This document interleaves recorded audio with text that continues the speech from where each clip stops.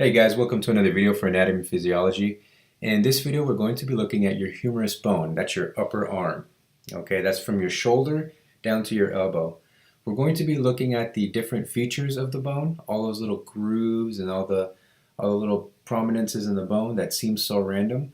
We're going to see that each of these prominences, each of these features actually is important for some it's an attachment point for a muscle or a tendon or possibly a groove for some artery or nerve to go through.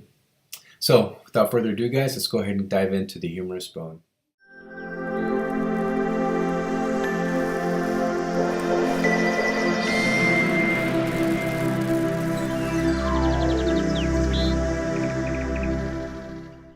So as we look at the humerus bone, we're going to be starting from the most proximal end of the bone and working our way distally. So in other words, we're going to be starting from the shoulder and then working our way down towards the elbow. So starting off with the glenoid, or the head. Okay, this is the head of the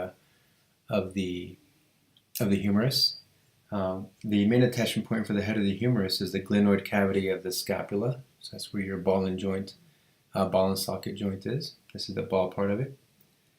And then we have the greater tubercle. Okay, let me go to that. There it is, the greater tubercle. The greater tubercle, the attachment points for that are the supraspinatus, infraspinatus, and the teres minor.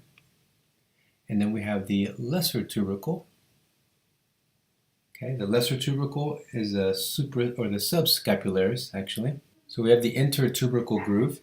The intertubercle groove, the attachment is the biceps brachii and the lats dorsi. Then you have your radial groove. Your radial groove is a shallow oblique depression for the radial nerve. Okay, and also the deep brachial artery. All right, and then working ourselves towards the anterior portion of the humerus, we have your deltoid tuberosity. So this is the attachment point for your deltoid. Okay, and then we have our trochlea. Okay, this is a medial portion of articular surface. Maybe we can get a better view of that here. All right, so this is where your elbow joint. Okay, this is a smooth surface, the trochlea. All right, so now we're going to take a look at the capitulum.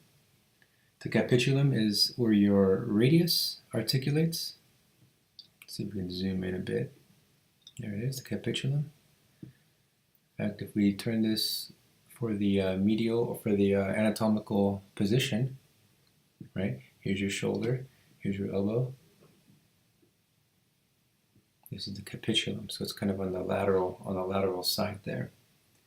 All right, now let's look at the coronoid fossa.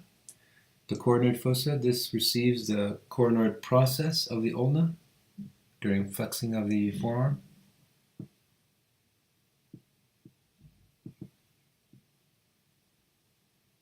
There we go. Yes. The coronoid fossa right there. Okay. And then we're going to look at our olecranon fossa. So now we're looking at the posterior aspect of the humerus, the olecranon fossa. This is a triangular depression behind the trochlea, and it receives the olecranon during forearm extension. Okay, so here's your trochlea. Your coronoid fossa, and then on the posterior side, you have the olecranon fossa. All right, well, now let's take a look at the medial epicondyle. Yeah, here we go. The medial epicondyle. So your pronator teres, the muscle attachment point for your pronator. Your ulnar collateral ligament as well. All right, now we have the lateral epicondyle, which of course means we are on the lateral portion of the humerus. We're on the outside. Let's zoom out a little bit. Okay, so for any anatomical position, there it would be the lateral epicondyle. Okay, so this is the common tendon of extensor muscles and radial collateral ligament.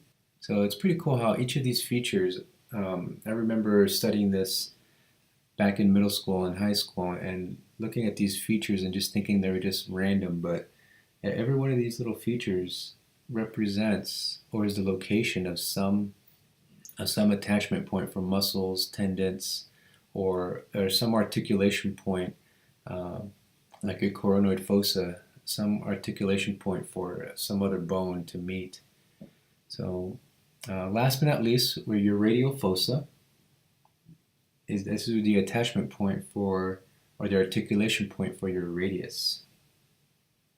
And actually, you know what? I'm not quite done either. Let's see here. I would really like to highlight. Here, let's zoom out. Yeah, there we go. Your humerus, the neck of the humerus. Okay. So the neck of the humerus is just below the head. Yes, there it is. There's the neck of the humerus. And then just inferior to that, just distal to that, we have the surgical neck of the humerus. So there's the neck, your head, the neck, the surgical head, okay? And then you have your lesser tubercle right there in the middle. So there's your surgical neck. And then last but not least, you have your diaphysis, or the shaft. And the shaft, there's a lot of attachment points here. Your pectoralis major, brachialis, teres minor, biceps, triceps, your extensor carpi, your teres major. So there's a lot going on in this bone, a lot. And that does it for all the features of the humerus. Okay, I hope this video helped, and good luck in your studying.